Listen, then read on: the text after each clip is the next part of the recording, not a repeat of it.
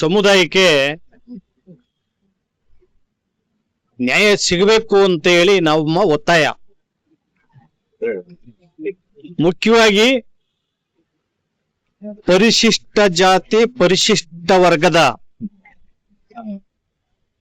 ಸಮಾಜ ಏನಿದೆ, ಈ ಸಮಾಜ ತೀರ ಬಡತನ, ಅಸ್ಪೃಶ್ಯತೆ, ಅಸಮಾನತೆ, ನಿರಕ್ಷರತೆ ನಿಂತ ನೀರಾಗಿದೆ. ನಿರುದ್ಯೋಗದಿಂದ ಈ ಸಮಾಜ ತಲ್ಲಣಿಸಿದೆ. ಈ ಸಮಾಜ ವಿಮೋಚನೆ ಆಗಬೇಕು ಅಂತಲೇನೆ ಭಾರತ ರತ್ನ ಬಾಬಾ ಸಾಹೇಬ್ ಅಂಬೇಡ್ಕರ್ ಅವರು, ಬಾಬು ಜಗಜೀವನ್ ರಾಮ್ ರವರು ಅವಿರತ ಹೋರಾಟವನ್ನ ಮಾಡಿದ್ದಾರೆ.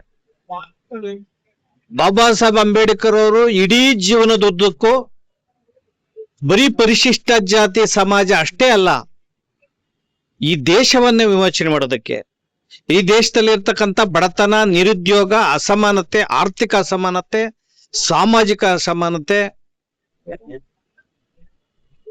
ಮತ್ತು ರಾಜಕೀಯ ಅಸಮಾನತೆಗಳು ನಿವಾರಣೆಗೋಸ್ಕರ ಹೋರಾಟವನ್ನ ಮಾಡ್ಕೊಂಡ್ಬಂದ್ರು. ಆ ಒಂದು ನಿಟ್ಟಲ್ಲಿ ಏನು ರಾಜ್ಯ ಸರ್ಕಾರದಲ್ಲಿ ಸಂವೈಧಾನಿಕವಾಗಿ ಸಂವಿಧಾನಬದ್ಧವಾಗಿ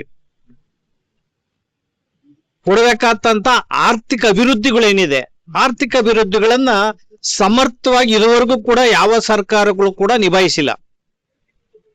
ಸಂವಿಧಾನ ಜಾರಿಯಾಗಿ 76 ವರ್ಷಗಳು ನಡೀತಾ ಇದೆ.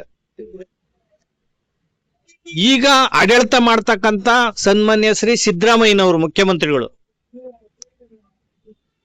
ಪರಿಶಿಷ್ಟ ಜಾತಿ ವರ್ಗಗಳ ಅಭಿವೃದ್ಧಿ ಮಾಡ್ತೇನೆ, ಅಹಿಂದ ವರ್ಗವನ್ನ ಉದ್ಧಾರ ಮಾಡ್ತೇನೆ ಅಂತೇಳಿ ಆ ಹೆಸರಿಂದ ಅಧಿಕಾರಕ್ಕೆ ಬಂದ್ರು.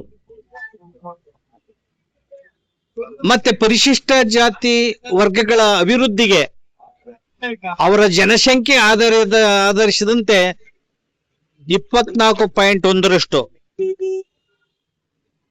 ಹಣವನ್ನ ಮೀಸಲಿಡ್ತೀವಿ ಅಂತೇಳಿ SC/ST/TSP ಕಾಯ್ದೆಯನ್ನ ಜಾರಿ ಮಾಡಿದ್ರು. SC/ST/TSP ಕಾಯ್ದೆ ಜಾರಿಯಾಗಿ 10-11 ವರ್ಷಗಳು ನಡೀತಾ ಇದೆ. ಅಲ್ಲಿಂದ ಇದುವರೆಗೂ ಆಡಳಿತ ಮಾಡ್ತಕ್ಕಂಥ ಕಾಂಗ್ರೆಸ್, ಬಿಜೆಪಿ, ಜನತಾದಳ ಈ 3 ಸರ್ಕಾರಗಳು ಆಡಳಿತ ಮಾಡಿದವೆ. ಈ 3 ಸರ್ಕಾರಗಳು ಕೂಡ ಪರಿಶಿಷ್ಟ ಜಾತಿ ವರ್ಗಗಳ ಹಣವನ್ನ ಮಿಸ್ಯೂಸ್ ಮಾಡ್ಕೊಂಡಿದೆ, ದುರುಪಯೋಗ ಮಾಡ್ಕೊಂಡಿದೆ. ಇಲ್ಲಿವರೆಗೂ 10-11 ವರ್ಷದಲ್ಲಿ ಪರಿಶಿಷ್ಟ ಜಾತಿಗಳಿಗೆ ಮೀಸಲಿಟ್ಟಂತ ಹಣ, ಅವರ ಅಭಿವೃದ್ಧಿ ಮೀಸಲಿಟ್ಟಂತ ಹಣ 2,33,000 ಕೋಟಿ ಹಣವನ್ನ ಕನ್ನ ಹಾಕಿದರೆ, ಬೇರೆ ಅನ್ಯ ಯೋಜನೆಗೆ ಉಪಯೋಗ ಮಾಡಿದ್ದಾರೆ. ಅವರ ಹಣವನ್ನ, ಪರಿಶಿಷ್ಟ ಜಾತಿ ವರ್ಗಗಳ ಹಣವನ್ನ ನೀವೇನು ಮಿಸ್ಯೂಸ್ ಮಾಡಿದಿರಿ, ಇಷ್ಟು 2,33,000 ಕೋಟಿ 11 ವರ್ಷದಲ್ಲಿ ಏನ್ ಮಿಸ್ಯೂಸ್ ಮಾಡಿದ್ರಲ್ಲ, ಅಷ್ಟು ಹಣ ಈ ಸಮಾಜಕ್ಕೆ ಏನು ಶೈಕ್ಷಣಿಕಕ್ಕೆ, ಏನು ಶಿಕ್ಷಣ ಅಭಿವೃದ್ಧಿಗೆ, ಆರ್ಥಿಕ ಅಭಿವೃದ್ಧಿಗೆ ಖರ್ಚು ಮಾಡಿದ್ರೆ ಪ್ರತಿ ಮನೆಗೆ 3 ಎಕರೆ ಜಮೀನ್ ಕೊಡ್ಬೋದಾಯ್ತು, ಎಲ್ಲರಿಗೂ ಮನೆ ಕೊಟ್ಕೊಡ್ಬೋದಾಯ್ತು. ಶಿಕ್ಷಣವನ್ನ ಪದವೀಧರದವರೆಗೂ ಕೂಡ ವಿದೇಶಕ್ಕೆ ಕಳಿಸುವಂತ ಶಿಕ್ಷಣ ಕೊಡ್ಬೋದಾಯ್ತು, ಮಾಡ್ಲಿಲ್ಲ. ಈಗ ಸಿದ್ದರಾಮಯ್ಯನವರು ಕಾಯ್ದೆ ತಂದೆ ನಾನು ಮಸೂದೆ ಅಂತಾರೆ. ಅವರು 2.5 ವರ್ಷದಲ್ಲಿ 38,877 ಕೋಟಿ ಹಣವನ್ನ, ಪರಿಶಿಷ್ಟ ಜಾತಿ ಅಭಿವೃದ್ಧಿ ಹಣವನ್ನ ಬೇರೆ ಯೋಜನೆಗಳಿಗೆ ಡೈವರ್ಟ್ ಮಾಡಿದ್ದಾರೆ. 5 ಗ್ಯಾರಂಟಿಗೆ ಪರಿಶಿಷ್ಟ ಜಾತಿಯವರ ಅಭಿವೃದ್ಧಿ ಹಣವನ್ನು ಹಾಕಿದ್ದಾರೆ, ಮೇಲ್ಸೇತುವೆಗೆ ಹಾಕಿದ್ದಾರೆ, ನೀರಾವರಿಗೆ ಹಾಕಿದ್ದಾರೆ. ಪರಿಶಿಷ್ಟ ಜಾತಿಯವರ ಹಣ 37 ಇಲಾಖೆಗಳಿಗೆ ಹೋಗ್ತಾ ಇದೆ ಸರ್ಕಾರದಲ್ಲಿ. 30 ಇಲಾಖೆಗಳಲ್ಲಿ ಪರಿಶಿಷ್ಟ ಜಾತಿಯವರ ಅಭಿವೃದ್ಧಿ ಖರ್ಚು ಆಗ್ತಾನೆ ಇಲ್ಲ. ಕೊನೆಗೆ ಅವರ ಹಣವನ್ನ ಹುಲಿ ಸಂರಕ್ಷಣೆಗೆ ಹಾಕಿದ್ದಾರೆ. ಹುಲಿಗಳು ತಿಂದು ದಷ್ಟಪುಷ್ಟವಾಗಿರ್ಬೇಕು, ಇವ್ರು ಪಾಪ ಹಸ್ಕೊಂಡಿರ್ಬೇಕು. ಇದು ಸಿದ್ದರಾಮಯ್ಯನವರ ಸಾಮಾಜಿಕ ನ್ಯಾಯದ ಪರಿ. ನಿನ್ನೆ ಮೀಟಿಂಗ್ ಅಲ್ಲಿ ಏನು ಬಜೆಟ್ ನ ಪೂರ್ವಭಾವಿ ಸಭೆ ಮುಖ್ಯಮಂತ್ರಿಗಳು ವಿಧಾನಸೌಧದಲ್ಲಿ ಕರೆದಿದ್ರು. ಎಲ್ಲಾ ದಲಿತ ಸಂಘಟನೆಗಳು ಪಾಲ್ಗೊಂಡಿದ್ವು. ನಾನೇ ಮೊದಲನೇದಾಗಿ ಮಾತಾಡಿದೆ, ಈ ನೇರವಾಗಿ ಹೇಳಿದೆ, ನೀವೆಷ್ಟು 1,000 ಕೋಟಿ ಪರಿಶಿಷ್ಟ ಜಾತಿಯವರ ಹಣವನ್ನ ಬಳಸಿದಿರಿ, ಅದನ್ನು ವಾಪಸ್ ಕೊಡಿ ಬಜೆಟ್ ಅಲ್ಲಿ. 2026-22 ಬಜೆಟ್ ಅಲ್ಲಿ ವಾಪಸ್ ಕೊಡಿ. ವಿಶೇಷ ಬಜೆಟ್ ನೀವು ಅಭಿವೃದ್ಧಿ ಮಣ್ಣೆ ಮಾಡಿ, ಆಗ ನೀವು ಇತಿಹಾಸದಲ್ಲಿ ಉಳಿತೀರಿ. ನಾನು 17 ಬಜೆಟ್ ಅನ್ನ ನೀವು ಮಣ್ಣೆ ಮಾಡ್ತಾ ಇದ್ದೀರಿ. ಈಗ ಮಾರ್ಚ್ ನೆಕ್ಸ್ಟ್ ಮಂತ್ 17ನೇ ಬಜೆಟ್ ಸಿದ್ದರಾಮಯ್ಯನವರು. ಎಷ್ಟು ನಂಬರ್ ಆಫ್ ಬಜೆಟ್ ಮಣ್ಣೆ ಮಾಡಿದೀನಿ ಅನ್ನೋದು ಮುಖ್ಯ ಅಲ್ಲ, ನೀವು ಆ ಬಜೆಟ್ ಅಷ್ಟು ಬಜೆಟ್ ಅನ್ನು ಏನ್ ಮಾಡಿದೀನಿ ಅನ್ನೋದು ಮುಖ್ಯ. ಕಾಯ್ದೆಯನ್ನ ತಂದಿದ್ದೀರಾ, ಕಾಯ್ದೆ ಅದು ಜೀವಂತವಾಗಿದೆಯಾ? ಅಲ್ಕಿತ್ತಾವಾಗಿದೆ ಕಾಯ್ದೆ. ಆ ಕಾಯ್ದೆನಲ್ಲಿ 7D ತೆಗಿಬೇಕು, ಹಣವನ್ನು ನೀವು ಕನ್ನಾಗ್ತಾ ಇದ್ದೀರಿ ಅಂತೇಳಿ 7D ತೆಗಿಸ್ತಾ ಹೋರಾಟ ಮಾಡಿ. ಈಗ 7C ನಲ್ಲಿ ನೀವು ಹಣವನ್ನ ಮಿಸ್ಯೂಸ್ ಮಾಡುತ್ತೆ. 7C ರದ್ದು ಮಾಡಿ ಕೂಡ್ಲೇನೆ. ಮತ್ತೆ 37 ಇಲಾಖೆಗೆ ಹಣ ಏನು ಹೋಗ್ತಾ ಇದೆ, ಸಿಂಗಲ್ ವಿಂಡೋ ಸಿಸ್ಟಮ್ ಮಾಡಿ, ಏಕ ಗವಾಕ್ಷಿ ಯೋಜನೆ. ಸಮಾಜ ಕಲ್ಯಾಣ ಇಲಾಖೆ ಸುಬರ್ದ್ನಲ್ಲಿ ನಡೀಲಿ ಈ ಕಲ್ಯಾಣ ಕಾರ್ಯಕ್ರಮ, ಈ ಸಮಾಜದ್ದು.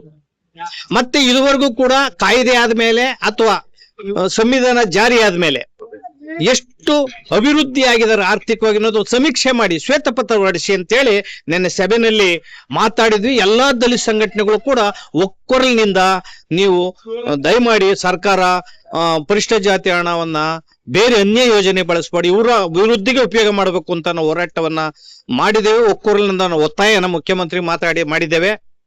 ಅಲ್ಲಿ ನಮಗೆ ಕಂಡು ಬಂದಿತ್ತ ಮೀಟಿಂಗ್ ಅಲ್ಲಿ ನಿನ್ನೆ ಒಂದು ಸಣ್ಣ ಪ್ರತಿಕ್ರಿಯೆ ಕೂಡ ಮುಖ್ಯಮಂತ್ರಿಗಳು ಕೊಡ್ಲಿಲ್ಲ. 2 ಗಂಟೆ ಸಭೆ ನಡೀತು. ಸುಮಾರು 25ಕ್ಕೂ ಹೆಚ್ಚು ದಲಿತ ಮುಖಂಡರು ಮಾತಾಡಿದ್ವಿ. ಮುಖ್ಯಮಂತ್ರಿಗಳು ಕೇಳ್ಕೊಂಡು ಎದ್ದು ಹೊರಟೋದ್ರು. ಸಮಾಜ ಕಲ್ಯಾಣ ಸಚಿವರು ಇದ್ರು, ಪ್ರತಿಕ್ರಿಯೆಗಳು ಕೊಡ್ಲಿಲ್ಲ. ಕನಿಷ್ಠ ಪರಿಶೀಲಿಸ್ತೀವಿ ಅಂತ ಹೇಳಲಿಲ್ಲ, ಕನಿಷ್ಠ ಪರಿಗಣಿಸ್ತೀವಿ ಅಂತ ಹೇಳಲಿಲ್ಲ. ಈಗಾಗಲೇ ಬಜೆಟ್ ಪ್ರಿಂಟ್ ಆಗೋಗಿದೆ, ಆ ಹಂತದಲ್ಲಿದೆ. ಈ ಹಂತದಲ್ಲಿ ಸಭೆ ಕರೀತೀರ, ಇದು ಐವಾಶ್, ಲಿಪ್ ಸಿಂಪತಿ, ಓಟಿನ ರಾಜಕಾರಣ ಇದು. ನಮ್ಗೆ ಆ ಕಾರಣದಿಂದ ಇವರು ಮುಂದೆ ಈ ಬಜೆಟ್ ಅಲ್ಲೂ ಕೂಡ ಪರಿಶಿಷ್ಟ ಜಾತಿಯವರ ಹಣನ ಮಿಸ್ಯೂಸ್ ಮಾಡ್ಕೊಳಲ್ಲ ಮತ್ತೆ ದುರುಪಯೋಗ ಮಾಡ್ಕೊಳಲ್ಲ ಅನ್ನೋ ಭರವಸೆ ಕಂಡು ಬಂದಿಲ್ಲ. ನಾನು ಈ ಮೂಲಕ ಒತ್ತಾಯ ಮಾಡ್ತಾ ಇದ್ದೀನಿ, ಕೂಡ್ಲೇನೆ ಸಿಂಗಲ್ ವಿಂಡೋ ಸಿಸ್ಟಮ್ ಮಾಡಬೇಕು, ಏಕ ಗವಾಕ್ಷಿ ಯೋಜನೆ 7D ರದ್ದು ಮಾಡಬೇಕು ಅಂತೇಳಿ ಮುಖ್ಯಮಂತ್ರಿಗಳಲ್ಲಿ ನಾವು ಒತ್ತಾಯ ಮಾಡ್ತಾ ಇದ್ದೇವೆ. ಈ ಸಾರಿ ಏನಾದ್ರು ನೀವು ಸರಿಯಾಗಿ ವಿಶೇಷ ಬಜೆಟ್ ಅನ್ನು ಮಂಡಿಸಿ ಅಥವಾ ಸಿಂಗಲ್ ವಿಂಡೋ ಸಿಸ್ಟಮ್ ಮಾಡಿ ಕ್ಲಾಸ್ ಸಿ ನ ತೆಗಿಲಿಲ್ಲ ಅಂದ್ರೆ ರಾಜ್ಯಾದ್ಯಂತ ಹೋರಾಟ ಮಾಡ್ತೇವೆ ಅಂತ ಈ ಮೂಲಕ ಎಚ್ಚರಿಕೆಯನ್ನ ಸರ್ಕಾರಕ್ಕೆ ಕೊಡ್ತಾ ಇದೀವಿ.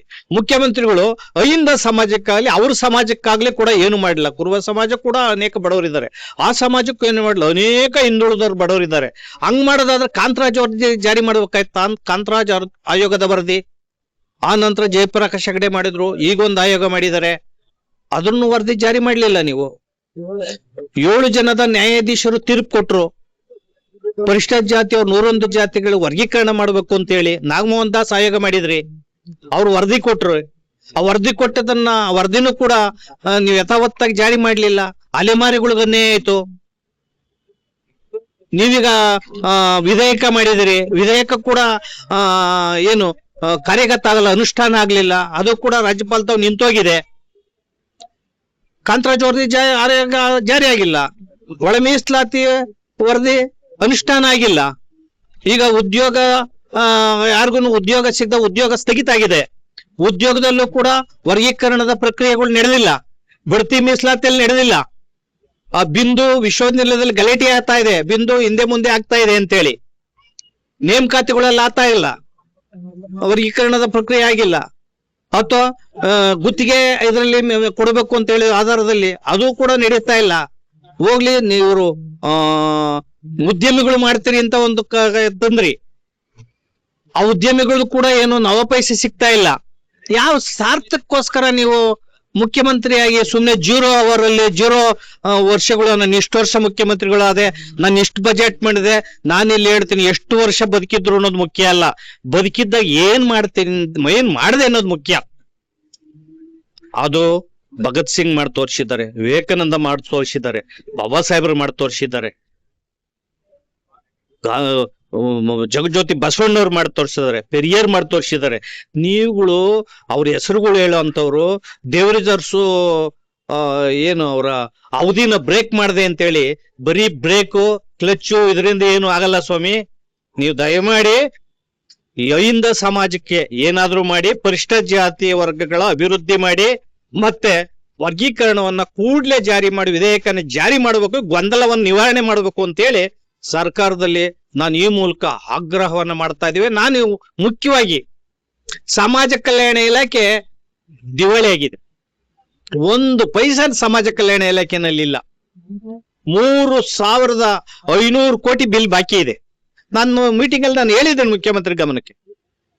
ಈಗ ಎಷ್ಟು ನಿಗಮಗಳು ಇದಾವೆ? ಅಂಬೇಡ್ಕರ್ ನಿಗಮ ಇದೆ, ಆದಿಜಾಂಬವ ನಿಗಮ ಇದೆ, ಜಗಜೀವನ್ ರಾಮ್ ನಿಗಮ ಇದೆ, ಬೋವಿ ನಿಗಮ ಇದೆ, ಅಲೆಮಾರಿಗಳ ನಿಗಮ ಇದೆ, ವಾಲ್ಮೀಕಿ ನಿಗಮ ಇದೆ, ಅರಸು ನಿಗಮ ಇದೆ, ಲಮಾಣಿ ನಿಗಮ ಇದೆ. ಯಾವ ನಿಗಮದಲ್ಲೂ ದುಡ್ಡಿಲ್ಲ. ನಾನು ಹೇಳಿದೆ, ಈಗೂ ಒತ್ತಾಯ ಮಾಡ್ತಾ ಇದ್ದೀನಿ, ಮುಖ್ಯಮಂತ್ರಿಗಳು ತಾವು ಸಭೆಯಲ್ಲಿ ಒತ್ತಾಯ ಮಾಡಿದೆ, ಎಲ್ಲಾ ನಿಗಮಗಳಿಗೆ ತಾರತಮ್ಯ ಮಾಡ್ದಂಗೆ ಪ್ರತಿ ನಿಗಮಕ್ಕೂ 3,000 ಕೋಟಿ ಹಣವನ್ನ ಕೊಡಿ. ನೋಡಿ, ಆ ನಿಗಮದಲ್ಲೂ ಒಂದು ಮನೆ ಕೊಡುವಂತಹ ಕಾಯ್ದೆ ಇದು ಯೋಜನೆ ಇಲ್ಲ. ಭೂ ಒಡೆತನ ಯೋಜನೆಯಲ್ಲಿ ಭೂಮಿ ಕೊಡ್ತಿದ್ರು, ನಿಂತೋಗಿದೆ. ಗಂಗಾ ಕಲ್ಯಾಣ ಯೋಜನೆಯಲ್ಲಿ ಬೋರ್ ಹಾಕ್ತಿದ್ರು, ಅದು ನಿಂತೋಗಿದೆ 2.5 ವರ್ಷದಿಂದ. ಅಂಬೇಡ್ಕರ್ ನಿಗಮದಲ್ಲಿ 5 ಲಕ್ಷ ಅರ್ಜಿಗಳು ಪೆಂಡಿಂಗ್ ಇದಾವೆ. ಅಧ್ಯಕ್ಷರು ಬಂದು ಉತ್ತರ ಕೊಟ್ಟಿದ್ದಾರೆ ವಿಧಾನಸೌಧದಲ್ಲಿ, 5 ಲಕ್ಷ ಅರ್ಜಿ ಪೆಂಡಿಂಗ್ ಇದೆ ಅಂತ. ಇನ್ನು ಅಷ್ಟೇ ಅರ್ಜಿಗಳು ಆದಿಜಾಂಬವ ನಿಗಮದಲ್ಲೂ ಕೂಡ ಪೆಂಡಿಂಗ್ ಇದೆ, ಬೇರೆ ನಿಗಮದಲ್ಲೂ ಕೂಡ ಪೆಂಡಿಂಗ್ ಇದೆ. ಬೋರ್ವೆಲ್ದು 50 ಲಕ್ಷ ಅರ್ಜಿಗಳು ಹಾಗೇ ಇದೆ, ಪರಿಶೀಲಿಸೇ ಇಲ್ಲ. ಪಾಪ ದೂರ ಊರುಗಳಿಂದ ಬರ್ತಾರೆ, ಇಲ್ಲಿ ಅರ್ಜಿಗಳನ್ನು ಕೊಡ್ತಾರೆ, ಆನ್ಲೈನ್ ಆಗಿ ಹಾಕ್ತಾರೆ. ಯಾವ ಕ್ರಮನೂ ಕೂಡ ಆಗಿಲ್ಲ. ಅಲ್ಲಿ ದುಡ್ಡಿಲ್ಲ. ಕೊಯ್ ಗ್ಯಾರಂಟಿಗೆ ಕೊಟ್ಬಿಟ್ಟು ಶಾಸನಬದ್ಧವಾದಂತ ಕಾರ್ಯಕ್ರಮ ಅಲ್ಲದ ನಮ್ ದುಡ್ಡು ತಾಂಡಾಗಿ ಪರಿಶಿಷ್ಟ ಜಾತಿ ಅವ್ರದಲ್ಲಿ ಹಾಕ್ಬಿಟ್ಟು ಈ ರೀತಿಯ ನೀವು ಅನ್ಯಾಯವನ್ನ ಮಾಡಿ ಎಲ್ಲಾ ನಿಗಮಗಳು ಸಮಾಜ ಕಲ್ಯಾಣ ಪರಿಶಿಷ್ಟ ಜಾತಿ ಅವ್ರ ಮಕ್ಕಳಿಗೆ ಸರಿಯಾಗಿ ಅನ್ನಕ್ಕೆ ಗೀತೆ ಎಲ್ಲ ಹಾಕ್ಲಲ್ಲ. ನಿಮ್ಗೆ ಸೊಸೈಟಿ ಅಕ್ಕಿನ ಕೊಡ್ತಾ ಇದ್ದೀರಿ, ಹುಳ ಬಿದ್ದ ಅಕ್ಕಿಗಳು. ಆ ಮಕ್ಕಳುಗಳು ಸರಿಯಾಗಿ ಪುಸ್ತಕಗಳು, ಪೆನ್ಗಳು, ಪರಿಕರಗಳು ನೆಲದಲ್ಲಿ ಮಲಗ್ತಾ ಇದಾರೆ ಮಕ್ಕಳುಗಳು. ಅವ್ರ ಕಡೆ ನಿಗಾ ಕೊಡ್ತಾ ಇಲ್ಲ ನೀವು. ಯಾವುದು ಕೂಡ ಅಭಿವೃದ್ಧಿಗಳಾಗಿಲ್ಲ.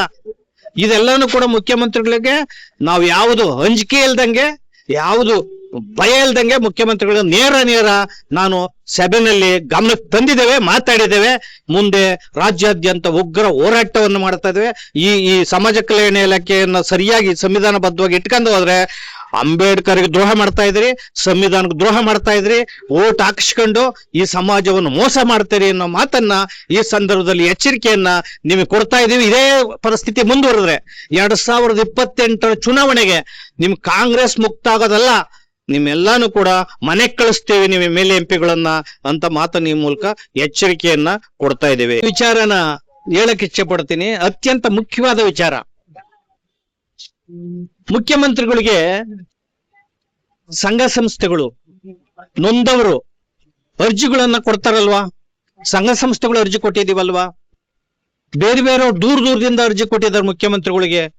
ಪ್ರವಾಸ ಹೋದಾಗ ಅರ್ಜಿ ಕೊಟ್ಟಿದ್ದಾರೆ, ವಿಧಾನಸೌಧದಲ್ಲಿ ಅರ್ಜಿ ಕೊಟ್ಟಿದ್ದಾರೆ, ಮನೆಗೆ ಅರ್ಜಿ ಕೊಟ್ಟಿದ್ದಾರೆ. ಯಾವ ಅರ್ಜಿನೂ ಕೂಡ ಮುಖ್ಯಮಂತ್ರಿಗಳಿಂದ ಕಂಪ್ಯೂಟರ್ ಅಲ್ಲಿ ಆಯಾ ಇಲಾಖೆಗೆ ಹೋಗಿಲ್ಲ. 4 ತಿಂಗಳ ಅರ್ಜಿಗಳನ್ನು ನಾನು ಚೆಕ್ ಮಾಡಿದ್ದೇನೆ. ಹೋಗಿ ಮುಖ್ಯಮಂತ್ರಿಗಳ 2ನೇ ಫ್ಲೋರ್ ವಿಧಾನಸೌಧದಲ್ಲಿ ಚೆಕ್ ಮಾಡಿದ್ದೇನೆ. ಮುಖ್ಯಮಂತ್ರಿಗಳ ಕೊಟ್ಟಂತ ಅರ್ಜಿಗಳು ಒಂದೂ ಕೂಡ ಆ ಇಲಾಖೆಗಳಿಗೆ ಮುಖ್ಯಮಂತ್ರಿಗಳು ಬರೆದಿಲ್ಲ, ಹೋಗಿಲ್ಲ. ಎಲ್ಲೋದ ಅರ್ಜಿಗಳು? ನಿನ್ನೆ ಅರ್ಜಿಗಳನ್ನ ಸುಮಾರು ಅರ್ಜಿಗಳು ಕೊಟ್ಟಿದ್ದಾರೆ ಮುಖ್ಯಮಂತ್ರಿಗಳು. ಹಂಗೆ ಎತ್ತಿ ಪಕ್ಕದಾಗ ಸಮಾಜ ಕಲ್ಯಾಣ ಇಲಾಖೆ ಕೊಟ್ಟು ಹೊರಟೋದ್ರು. ಎಲ್ಲೋಯ್ತ್ರಿ ನಿಮ್ ಪೆನ್ನು? ಎಲ್ಲೋಯ್ತ್ರಿ ಆಸಕ್ತಿ? ಎಲ್ಲೋಯ್ತು ಕಳಕಳಿ? ಎಲ್ಲೋದ್ರೆ ನಿಮ್ಗೆ ಕೊಟ್ಟ ಅರ್ಜಿಗಳು ಎಲ್ಲೋದ್ರಿ? ಒಂದ್ ಅರ್ಜಿ ಮುಖ್ಯಮಂತ್ರಿ ಅವ್ರದ್ದು 4 ತಿಂಗಳಿಂದ ಇಲಾಖೆಗಳಿಗೆ ಮುಖ್ಯಮಂತ್ರಿಗಳಿಗೆ ಹೋಗಿಲ್ಲ. ಎಲ್ಲೋದ ಅರ್ಜಿಗಳಲ್ಲಿ ಬಿಸಾಕ್ತೀರ ನೀವು? ರಾಮಕೃಷ್ಣ ಹೆಗಡೆ ಕೊಟ್ಟ ಅರ್ಜಿಗಳನ್ನ ಅಕ್ಲಾಟ್ಮೆಂಟ್ ಹೋಗೋ ಮನೆಗಳಿಗೆ ಒಂದು ಇಲಾಖೆನೆ ಮಾಡಿಬಿಟ್ಟಿದ್ರು ಅವರು. ಏನೋ ಬಡವರು ದೂರದಿಂದ ಬಂದು ಅರ್ಜಿ ಕೊಡ್ತಿರಲ್ಲ, ಅರ್ಜಿ ಮೇಲೆ ಒಂದು ಸಣ್ಣ ಕ್ಷರ ಬರೆಯುವಂತ ಒಂದು ತಾಳ್ಮೆ ನಿಮ್ಮಲ್ಲಿಲ್ಲ. ಒಂದು ಇಂಬರ ಕೊಡದಿರೋಲಿ, ಒಂದು ಕ್ಷರ ಬರ್ದಿಲ್ಲ. ಒಂದು ಅರ್ಜಿ ಒಂದು ಇಲಾಖೆಗೆ ಮುಖ್ಯಮಂತ್ರಿಗಳ ಕಚೇರಿಯಿಂದ ಹೋಗಿಲ್ಲ. ಮುಖ್ಯಮಂತ್ರಿಗಳು ಕೊಟ್ಟಂತ ಅರ್ಜಿಗಳು ಎಲ್ಲೋದು? ಯಾವ ಪುರುಷಾರ್ಥಕ್ಕೋಸ್ಕರ ಮುಖ್ಯಮಂತ್ರಿಯಾಗಿ ನೀವು ಇರ್ಬೇಕು? ನೀವು ನಿಮ್ಮ ಸರ್ಕಾರ ಅಧಿಕಾರಕ್ಕೆ ಬರ್ಲಿ ಅಂತ ಎಲ್ಲಾ ದಲಿತ ಸಂಘಟನೆಗಳು ಬಿಜೆಪಿ ಸಂವಿಧಾನ ಬದಲು ಮಾಡಿಬಿಡ್ತದೆ ಅಂತ ಹೇಳಿ ನಾವೆಲ್ಲರೂ ಕೂಡ ಕೆಲಸ ಮಾಡಿ ಕಾಂಗ್ರೆಸ್ನ ಆಡಳಿತಕ್ಕೆ ತಂದು, ಇವತ್ತು ಆಡಳಿತಕ್ಕೆ ತಗೊಂಡು ಇಡೀ ಸರ್ಕಾರ ಕತ್ಲಗಿಟ್ಟಿದ್ದಾರೆ. ಇಡೀ ನಿಮ್ಮ ಮುಖ್ಯಮಂತ್ರಿಗಳ ಕಿಮ್ಮತ್ತು ಆ ಘನಗಾಂಭೀರ್ಯ ಎಲ್ಲೋಯ್ತು? ಅರ್ಜಿಗಳು ಎಲ್ಲೋದ ನಿಮಗೆ ಕೊಟ್ಟವು? ಇದು ಯಕ್ಷ ಪ್ರಶ್ನೆ ಆಗಿದೆ. ಸಾರ್ವಜನಿಕರು ಆಮೇಲೆ ಮಾಧ್ಯಮಗಳು ಕೊಟ್ಟಿರ್ತೀರ, ನೀವು ಹೋಗಿ ನೋಡ್ಕೊಳ್ಳಿ ನಿಮ್ಮ ಅರ್ಜಿ ಎಲ್ಲೋಗ್ಯವೆ ಅಂತ. ಎಲ್ಲೂ ಕೂಡ ಮುಖ್ಯಮಂತ್ರಿಗಳು ಒಂದು ಕ್ಷಾರ ಬರೆದಿಲ್ಲ. ಮುಖ್ಯಮಂತ್ರಿಗಳ ಕಚೇರಿನಲ್ಲಿ ವಿಧಾನಸೌಧದಲ್ಲಿ ನೀವು ಪರಿಶೀಲನೆ ಮಾಡಿ ಹೋಗಿ, ಒಂದು ಅರ್ಜಿ ಕೂಡ ಕಳೆದ 4 ತಿಂಗಳಿಂದ ಇಲಾಖೆಗಳಿಗೆ ಮುಖ್ಯಮಂತ್ರಿ ಕಚೇರಿಯಿಂದ ಅರ್ಜಿ ಹೋಗಿಲ್ಲ. ಅದು ಅರ್ಜಿ ಎಲ್ಲೋದು ಅನ್ನೋದು ದೊಡ್ಡ ಯಕ್ಷ ಪ್ರಶ್ನೆ.